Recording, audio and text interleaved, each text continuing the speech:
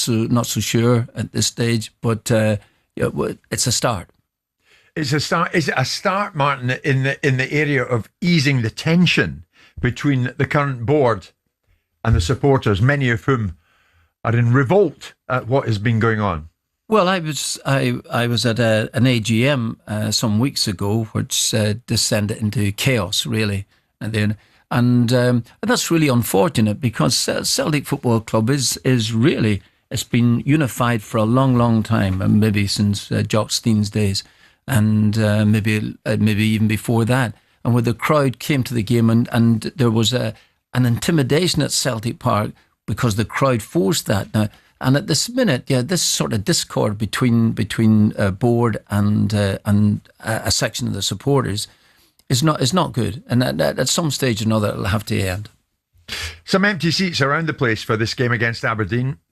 Many fans gathered outside the stadium in the east end of Glasgow. You know exactly where we're at with the stadium and where it's positioned in the city. An organised protest took place against the Celtic board. This is just a flavour of it. Celtic, by any measures, is one of the greatest and most successful football clubs on this planet, but it's been led by donkeys.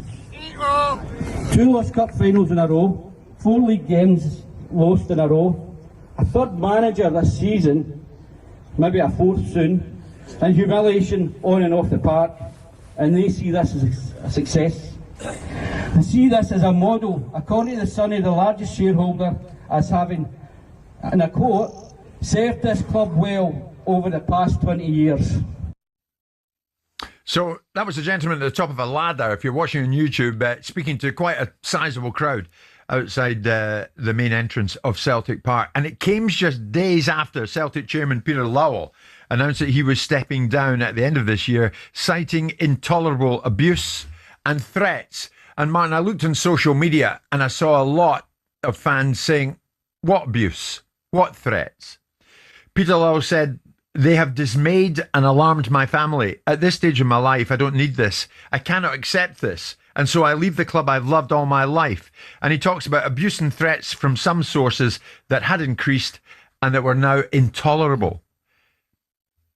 You know this football club inside out, and you love the club. Do you recognise the fact, and in the eyes of some of those fans, it isn't a fact, it's allegations, that there has been no abuse, but according to them, do you recognise some of the fans for what they've done?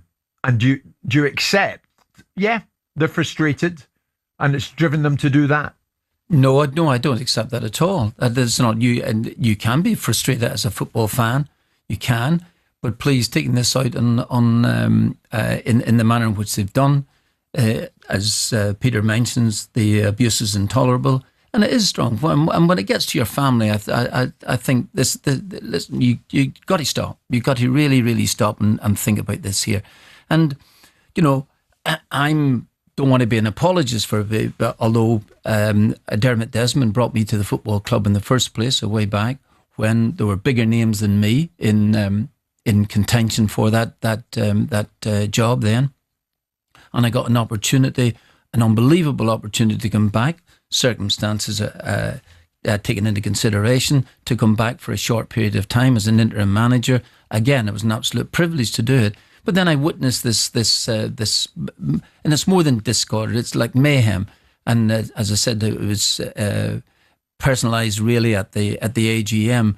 And I think there was people at the AGM who had travelled long distances who wanted to hear what the board had to say, and to be answerable to some of the questions that they would have been putting to them, normally speaking. And that didn't materialise, and that was a shame, really, as much as anything else. I thought about this a few weeks ago, and I thought, well, listen, does this sort of discord step onto the pitch? And I thought to myself, well, it doesn't really. You've got a couple of different players of different cultures. Maybe it doesn't really affect them. But it does eventually, and it does where it is very, very wearing, and something's got to give.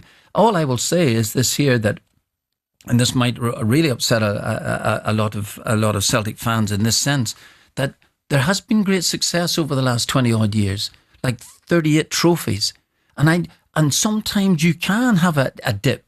You can have a dip. It happens, and it happened to Celtic before that. in the 90s, I think they won maybe 3 trophies in 10 years or something like this, or whatever the case may be. So it has to, and Celtic will come again, but Celtic will come more quickly if there's a sort of a spirit there, a togetherness, and that has got to come. But you know, Martin, that many of them are so hardcore they've made up their minds. They've made up their minds they're not having the board. They weren't having Lowell, and Lowell's had to go. Yeah. My question to you, the bottom line question is this: in the eyes of some of these fans, is their criticism of the board valid? I only come back, and I've been watching that there from a distance as much as anything else. He's having a little tap dance there. No, it's not a tap dance. I genuinely don't know. I think the idea is that from last season to qualify for the knockout stages of the Champions League, to not make it even into the Champions League this year, having played so well against Bayern Munich. That was what would have been. That was about March or February, sometime like that. So then there seems as if there's a big fall off, and that's where the discord is happening. Is it repairable? Eventually, it is. Yes, it is. It has to be, because the club will eventually suffer, and it will suffer badly, and it will suffer both on and off the pitch. I think the optics of... I mean, if we didn't have, with all due respect to him, and we're both very fond of him, this fella next to us here, and both rate him highly. If we were sat here without having him in the studio for the last year, and looked at Celtic bring someone out of retirement from 7 years and put them in a dugout because they were in disarray, we'd say, what are they doing in that boardroom? We'd look at it and say, what's going on there? We don't, because we've got him sat next to us, and we value him and respect him, and not denigrate his capability, because he went in and did the job that we knew he would. But Celtic going to a manager that's not been in a dugout for 7 years to fix a problem that they've got with a manager they couldn't control because he couldn't keep his mouth shut, against a team that didn't invest in the summer, with a backdrop of fans saying they repeatedly do it, getting knocked out of a Champions League by a pseudo-European pub side. All of that against a backdrop of people telling them how they run their football club, against Dermot making very strong statements, against his son going into an AGM and saying things that I think have legitimacy, but not the right way to say them in an environment where you've got people that are entitled to certain answers. All of that tells me that the board aren't functioning at the level they should be. And that's not me suggesting that I'm no more than Dermot Desmond, because he's achieved more in 1/10 of his life than I will achieve in 4 lifetimes. That's not the point. It doesn't mean anyone's beyond criticism just because they've achieved more things in their life than the person that's criticising them. To me, it looks like Celtic, and I don't condone the fans. I don't think the fans of the Green Brigade should be allowed to get away with the things they've been allowed to get away with, whether it be pyrotechnics or abuse. All of that should have been led by the board and stopped and nipped in the bud. Easier said than done, but that